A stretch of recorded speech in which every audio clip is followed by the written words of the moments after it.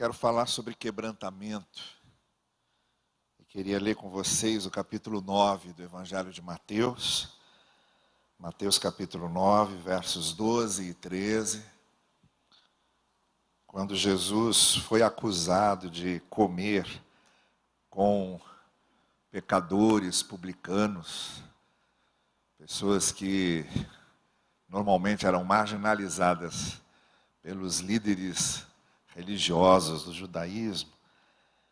Então Jesus respondeu assim: não são os que têm saúde que precisam de médico, mas sim os doentes. Aprendam o que significa isto. Desejo misericórdia e não sacrifícios, pois eu não vim chamar justos, mas pecadores. Essa resposta de Jesus, isso que Jesus estava dizendo aqui, se deu num contexto muito próprio, muito específico, que foi quando Jesus chamou Mateus ou Levi. Algumas narrativas dos evangelhos chamam de Levi, outras de Mateus, mas se referia à mesma pessoa, para segui-lo e para ser um discípulo dele. Só que Levi ou Mateus era cobrador de impostos, isto é, ele cobrava impostos dos outros judeus, dos outros habitantes da Palestina, dos outros habitantes de Israel, para pagar esses impostos aos dominadores romanos, aos imperialistas romanos, aos invasores romanos. Então ele, como um cidadão judeu, cobrando impostos dos seus concidadãos judeus, para enviar esses impostos aos romanos, ou cobrando em nome dos romanos. E isso parecia altamente ofensivo, isso era para eles uma vergonha, isso era para eles um disparate. Então esses cobradores de impostos, ou esses funcionários públicos de Roma, ou esses publicanos de Roma, eles eram marginalizados e eram odiados, como Mateus era, como era Levi. E quando Jesus passa por ali e chama Mateus ou Levi para segui-lo, como ele já havia feito com Pedro, com André, seu irmão, como havia feito com outros dois, Tiago e João, quando estavam pescando, e chamou-os para que o seguissem, e fez com tantos outros, fez com Natanael, fez com Filipe, fez com Zaqueu. Quando ele o chama para segui-lo, ele leva Jesus e seus discípulos para oferecer-lhe uma refeição em casa. E oferecer uma refeição era uma coisa de muita honra para um convidado, sentar-se à mesa com seus anfitriãos, sentar-se à mesa com aqueles que o recebiam. Isso era um sinal de dignificação, isso era um sinal de honraria para aquele que estava sendo convidado. Então, Mateus estava honrando Jesus.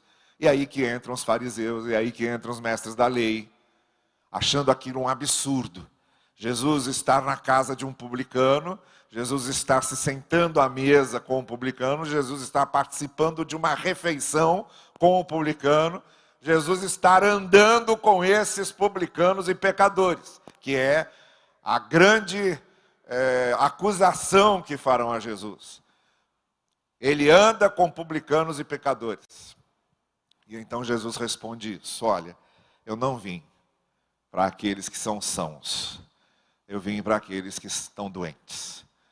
Eu não vim chamar justos, eu vim chamar pecadores. E aí ele cita uma profecia de Oséias. A profecia de Oséias no capítulo 6, do livro de Oséias, em que num determinado momento Oséias disse: eu não quero sacrifícios, eu quero misericórdia. Eu não quero rituais, eu quero coração. Eu não quero liturgias, eu quero vida. Era isso que Oséias estava dizendo ao povo de Israel. E Oséias disse isso ao povo de Israel, porque o povo de Israel estava cumprindo seus rituais, oferecendo seus sacrifícios, mas sem nada de coração arrependido, sem nada de quebrantamento de vida. Nada acontecia por dentro, estavam apenas cumprindo um ritual, estavam apenas cumprindo uma formalidade da sua religião, estavam apenas cumprindo um dever religioso. E achavam que isso bastava. Foi quando então o profeta Oséias disse: não, eu não quero sacrifícios, eu não quero esses ritos. Eu quero coração contrito, eu quero coração quebrantado, eu quero vida nisso. Eu quero emoção nisso, eu quero sentimento nisso. Eu quero que vocês estejam nisso, vocês, como pessoas, e a mente de vocês, e o coração de vocês, e a alma de vocês nisso. Jesus então pega esse texto de Oséias, e é como se ele estivesse dizendo: olha, esse aqui, publicano, que vocês dizem que é pecador, que é publicano, esse aqui que vocês não gostam dele, esse aqui que vocês acham que não merece que eu entre na casa dele, nem que eu sente à mesa dele, esse aqui, eu vim para ele. Esse aqui entendeu. Esse aqui colocou o coração, esse aqui colocou a vida. Esse aqui entendeu o que eu vim fazer. Vocês não, vocês são aqueles que pensam que estão sãos. E quem pensa que está são, não admite estar doente. O são não procura um médico. O são não toma remédio. O são não se submete a tratamento. Então o são nunca vai ficar bom. Porque ele pensa que está bom. Ele pensa que está bem. Ele pensa que está são. Para esses que pensam que estão sãos, que não precisam de mim, que não precisam de arrependimento, que não precisam que eu os ame, que eu os agracie, que não precisa da minha misericórdia, para esses eu não vim não. Eu vim para quem reconhece que precisa do meu amor, para quem reconhece que precisa da minha graça, para quem reconhece que precisa do meu perdão. Eu vim para quem quebranta o coração diante de mim. E é disso que eu quero falar essa noite, quebrantamento. E há pelo menos 3 áreas da nossa vida, 3 situações da nossa vida, 3 dimensões da nossa vida em que ou acontece um quebrantamento, ou o coração se assume como dependente da graça, necessitado da graça, carente da graça, ou nada acontece. Continua sendo apenas vida religiosa, continua sendo apenas cumprimento de ritual, continua sendo apenas cumprimento de liturgia, a pessoa continua sendo um bom religioso, mas não entendeu nada do Evangelho, nem experimentou nada do Evangelho, e não experimentou nada da graça de Deus. Então há 3 situações na nossa vida em que precisa haver quebrantamento, em que o nosso coração precisa se quebrantar. A primeira é justamente para que nós sejamos redimidos, para que nós sejamos salvos. Nós precisamos nos quebrantar diante de Deus e assumirmos que precisamos da graça, do amor e do perdão de Deus, se nós quisermos a graça, o amor e o perdão de Deus. Corações endurecidos, corações que não se assumem como pecadores, corações que não se assumem como carentes da graça, como carentes do amor de Deus, não conseguem experimentar esse amor e essa graça. Então a primeira coisa que precisa acontecer na vida de uma pessoa, para que ela tenha experiência de redenção, de salvação, é que ela se quebrante diante de Deus, assumindo: eu sou pecador, eu preciso de perdão. E aí, o que nós precisamos para ter a salvação e a redenção é isso. Para a salvação e para a redenção, não é religião, não é igreja, não é batismo. Essas coisas não salvam. Isso não salva, não redime. O que salva e redime uma pessoa é ela conscientizar-se que precisa da graça de Deus, quebrantar-se diante desse amor de Deus e recorrer a essa redenção e a esse perdão do Senhor. Por isso aquele ladrão da cruz, no último momento de vida, no último lampejo de consciência e de vida que ele teve, quando ele reconheceu quem ele era, e reconheceu quem Cristo era, e reconheceu o que Cristo podia fazer por ele, tudo mudou ali. Ele estava no fim da vida, ele não tinha mais tempo para ser membro de uma igreja, ele não tinha mais tempo para se batizar, ele não tinha mais tempo para participar de ceia, ele não tinha mais tempo para decorar a palavra de Deus, ele só tinha tempo de se quebrantar. Ele só tinha tempo para se arrepender, e foi o que ele fez, e foi o que valeu, e foi o que redimiu a sua vida, a ponto de Jesus dizer para ele: hoje mesmo você estará comigo no paraíso. E aquele homem, que embora tivesse vivido a vida longe da vontade de Deus, longe dos padrões de Deus, longe da palavra de Deus, aquele homem que no último momento se quebrantou e quebrantou o seu coração diante da graça do Senhor, entrou no paraíso, enquanto os fariseus e os mestres da lei, que achavam que eram sãos, que achavam que eram perfeitos e que não achavam precisar da graça de Deus, não. As portas do paraíso se abriram para um homem que no final da sua vida se quebrantou, assumindo a necessidade da graça, mas não se abriram para aqueles que tinham certeza de que o que eles faziam podia comprar os favores de Deus. É disso que Jesus está falando. Por isso ele está dizendo: olha, não adianta. Para quem pensa que está são, para quem pensa que é perfeito, para quem não admite que precisa do meu amor e da minha graça, não adianta. Não adianta, eles jamais chegarão ao conhecimento do amor de Deus. Para eles não tem jeito. Eu vim para quem sabe que está doente. Eu vim para quem admite que precisa de mim. Eu vim para quem admite que precisa da graça. Eu vim para quem admite que precisa de médico. Eu vim para quem admite que precisa do amor de Deus. Ou como Oséias tinha dito: é misericórdia que eu quero. É coração no altar que eu quero. É coração quebrantado que eu quero. E não formalidade de culto ou formalidade religiosa. Eu quero quebrantamento. Então, para que nós sejamos perdoados, para que nós sejamos redimidos, é preciso que aconteça esse quebrantamento.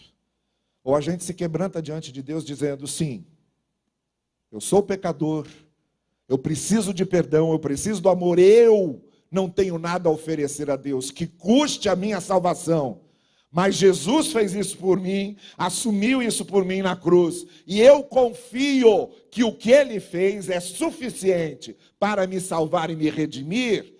Esse quebrantamento do coração, em que dizemos: eu estou doente, eu preciso do remédio da graça de Deus, é isso que me redime e me salva.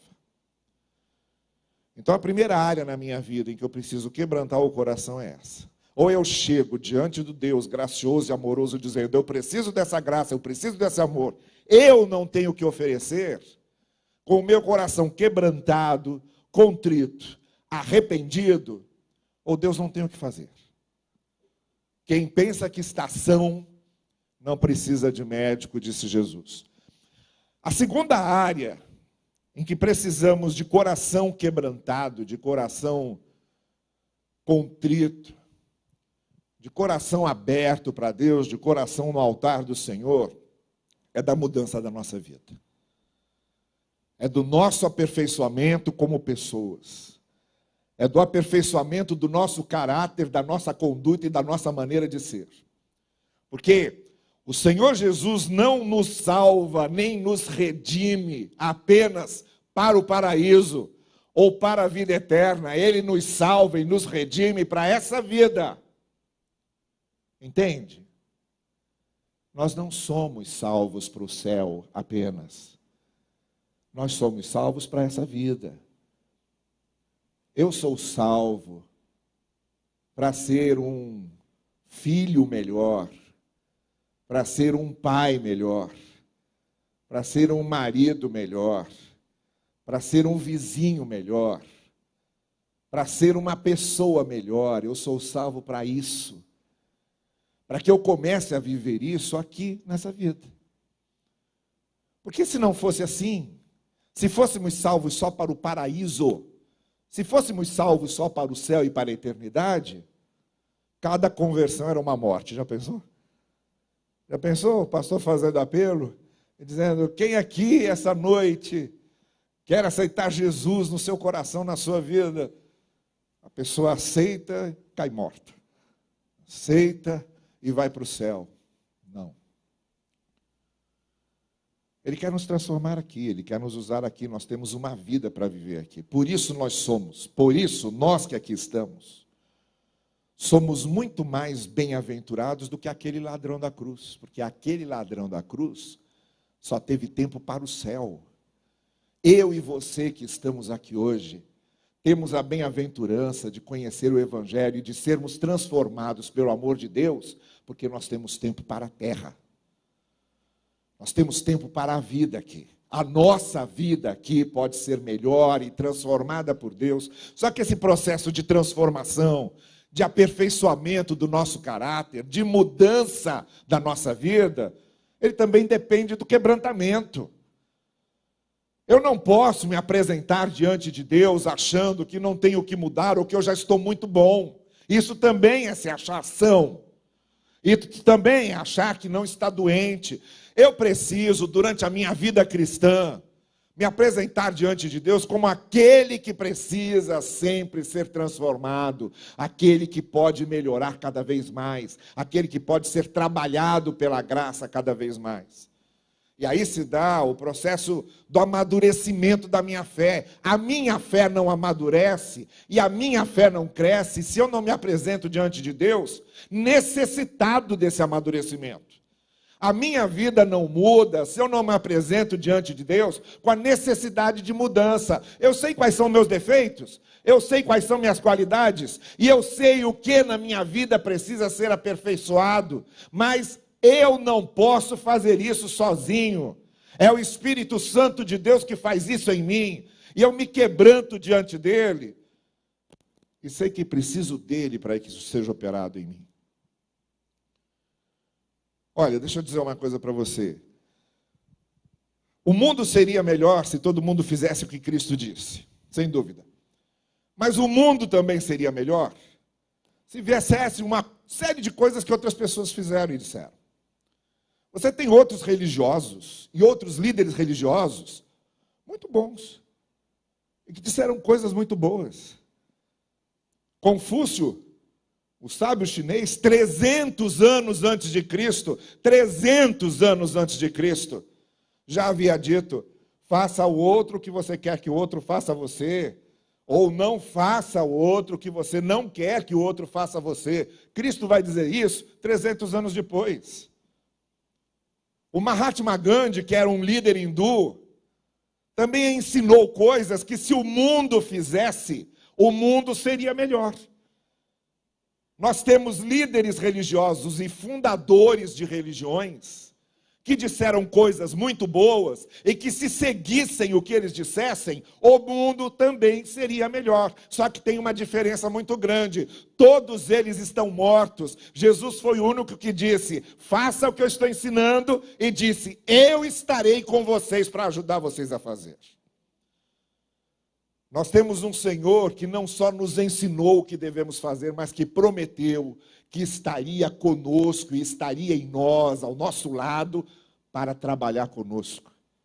E prometeu: aquele que em nós começou a boa obra há de completá-la até o dia final. Mas para isso, para que esse processo aconteça, a gente precisa ter coração quebrantado diante dele.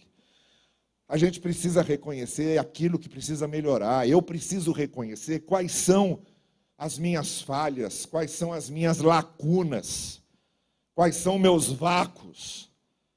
O que em mim precisa ser aperfeiçoado, reconhecer isso diante de Deus. Isso é ser discípulo. Isso é ter o amadurecimento da fé. Isso é crescer espiritualmente. Crescer, presta bem atenção nisso. Crescer espiritualmente não é você exorcizar um demônio em cada esquina. Crescer espiritualmente é você ter na sua vida o fruto do Espírito. É você ter a vida ética, a conduta, o comportamento, a ação em cima dos ensinos e dos princípios da palavra de Deus. E para isso é preciso quebrantamento. Coração quebrantado para aprender com a palavra. Coração quebrantado para ser moldado pelo Espírito. E aí a gente volta lá no que Jeremias falou para o povo. Mostrando ao povo um oleiro que estava fazendo um vaso, o vaso se quebra na mão dele, ele começa a fazer um outro vaso. E Jeremias diz, assim o Senhor fará com vocês, povo de Israel. O vaso que vocês são, e se quebra, Deus fará um novo vaso. Isso é quebrantamento. E nessa área do aperfeiçoamento da nossa vida, do crescimento da nossa fé, do nosso amadurecimento espiritual, a gente precisa a cada dia se apresentar quebrantado diante de Deus, reconhecendo, eu preciso hoje ser melhor que ontem. Amanhã eu preciso ser melhor que hoje. E contar com o Espírito de Deus que habita em mim. Porque, como eu disse, Jesus ensinou e Jesus garantiu que estaria conosco para que nós conseguíssemos. Você não está sozinho nisso. O Senhor Jesus está com você. E a terceira área em que a gente precisa de quebrantamento,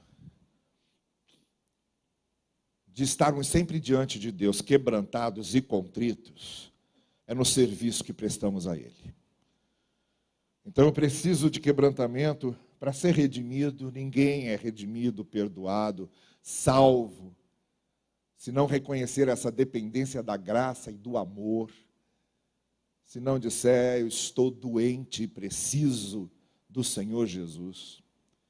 A segunda área em que precisamos de quebrantamento é nessa mudança da vida, a mudança da mente, a mudança do nosso caráter, o aperfeiçoamento da nossa fé, o amadurecimento do nosso discipulado.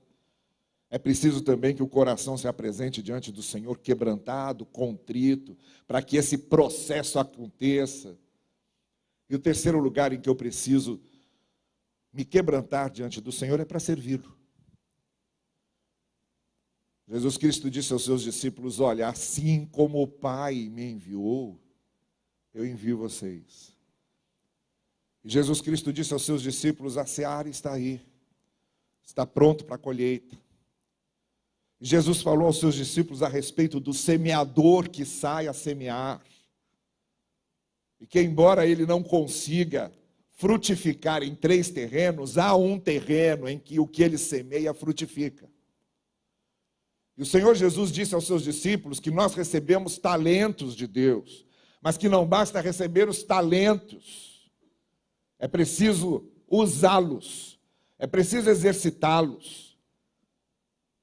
O Senhor disse aos seus discípulos que nós devemos servir ao reino. Estamos aqui para ser testemunhas do reino e para servirmos ao Senhor. Pois para produzir fruto, para que haja colheita, para que a minha vida seja um instrumento de Deus, para frutificar no serviço ao reino, no serviço à igreja, no serviço ao evangelho, eu preciso também me quebrantar diante dele. Foi a primeira coisa que Pedro fez quando Jesus Cristo se apresentou a eles e disse para eles puxarem as redes vieram cheias de peixes. A primeira coisa que Pedro fez foi se lançar aos pés dele e reconhecer quem ele era, Pedro, que havia negado a Cristo, a primeira coisa que ele fez foi chorar. Olhando para Cristo sendo levado para o pretório, e Cristo olhando para ele, se lembrando do que Cristo tinha dito a ele, e se lembrando da tríplice negação, a primeira coisa que Pedro fez foi chorar. E o texto de Lucas, traduzido literalmente, diz chorar com grandes brados. Isso é choro alto, sabe? Aquele choro doído, choro lancinante, choro sentido, choro da alma. Aí depois a gente vai encontrar Pedro lá, no Sinédrio, dizendo aos líderes religiosos: eu não posso deixar de falar do que vi e ouvi. Mas primeiro ele teve que chorar aqui, se quebrantar, coração contrito e quebrantado diante de Deus. E aí ele se tornou o Pedro que conseguiu a colheita que ele precisava. Nós temos muita coisa para fazer para Deus. Deus quer usar a nossa vida para muita coisa. Nós podemos ser instrumentos nas mãos de Deus para muita coisa. Mas é necessário que nós nos quebrantemos diante dele. Porque sem esse quebrantamento, sem Isaías dizendo: eu sou um pecador e habito no meio de pecadores, Deus não vai dizer a ele que o envia. É preciso que primeiro reconheçamos quem somos e nos quebrantemos diante dele, para que ele então nos use e sejamos instrumentos nas mãos de Deus, para abençoar a vida dos outros, para produzir fruto para o reino, para produzir fruto para o Evangelho de Jesus. Quebrantamento. Eu não vim para os justos, eu vim para os pecadores, Jesus disse. Eu vim para quem reconhece que precisa do meu amor. Eu não vim para os sãos, eu vim para os doentes. Eu vim para quem reconhece que precisa de médico. Eu não vim para coração duro. Coração duro não me reconhece, coração duro não reconhece o meu amor, coração duro não reconhece a minha graça. Eu vim para corações quebrantados. Eu vim para corações contritos. Foi isso que o apóstolo Paulo quis dizer, quando ele disse: olha, na minha fraqueza é que eu reconheço que sou forte. Eu, com esses espinhos que trago, e que estão comigo, e que não são retirados de mim, esses espinhos que me doem, eles me dão humildade, eles me quebrantam, eles são a minha fraqueza, e por causa dessa fraqueza, eu dependo da graça, eu dependo do amor, e sou fortalecido, eu sou fortalecido por causa da minha fraqueza. Não é o fariseu que chega diante de Deus e diz: eu te agradeço, Senhor, porque eu cumpro tudo que a minha religião me pede, e não sou pecador como esse publicano. Não é a esse fariseu que Deus ouve, mas é ao publicano, que bate no peito, que reconhece o seu pecado e que diz: Senhor, tem misericórdia de mim. É esse coração quebrantado que o Senhor ouve. Corações quebrantados para a redenção, corações quebrantados para a mudança de vida, corações quebrantados para sermos instrumentos nas mãos de Deus. O que Deus quer é corações quebrantados nas mãos dele. Que esses corações sejam os nossos. Curve a sua cabeça comigo e faça desse momento um momento do seu quebrantamento pessoal diante de Deus. É você e ele, tá bem? Se nessa noite você precisa do amor, do perdão, da graça de Deus, para a mudança da sua vida, para a sua redenção, para a sua salvação, coração quebrantado diante dele. Se nessa noite você sabe que precisa que a sua fé seja aperfeiçoada, você sabe que precisa de maturidade cristã, você sabe que precisa ser um discípulo que cresce, então quebrante o seu coração diante dele. Se nessa noite você precisa apresentar diante do Senhor a sua vida para que sua vida seja instrumento na mão dele, para abençoar outras pessoas. Quem sabe começar abençoando sua família, e as pessoas com quem você trabalha, e as pessoas que você conhece, você como instrumento de Deus. Você quer ser esse instrumento nas mãos do Senhor para produzir frutos para o seu reino, frutos para o Evangelho, coração quebrantado diante dele. Então eu vou deixar você falar com Deus agora, tá bem? É você e Deus, você sabe o que você precisa dizer para Ele, você sabe como seu coração precisa ser quebrantado, você sabe o que precisa oferecer a Ele da sua vida, para que nessa noite você seja salvo, para que nessa noite sua fé amadureça, sua vida se transforme, para que nessa noite você se torne instrumento abençoador na mão de Deus. Quebrante o seu coração diante dele, reconheça diante da graça dele que você precisa do Senhor. Converse com ele. Durante algum tempo eu vou deixar você falando com o Senhor aí, é você e ele, tá bem?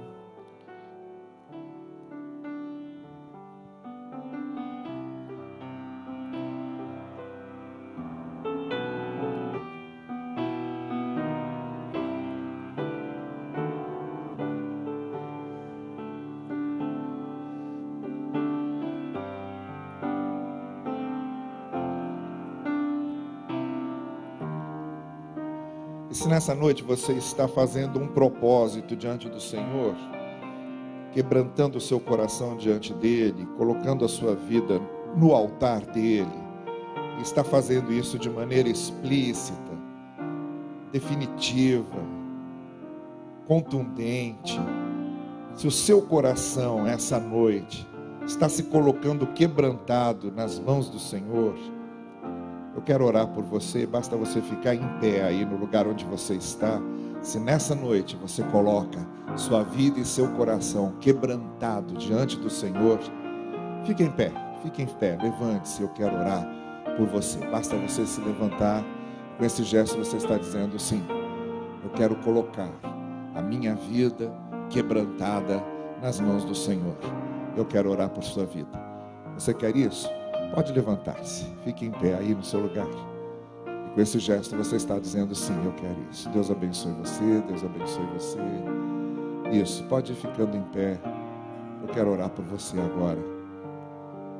Senhor querido, que esses corações que se quebrantam diante de Ti possam de fato, pela Tua graça e pelo Teu amor, chegar à Tua redenção, ao Teu perdão.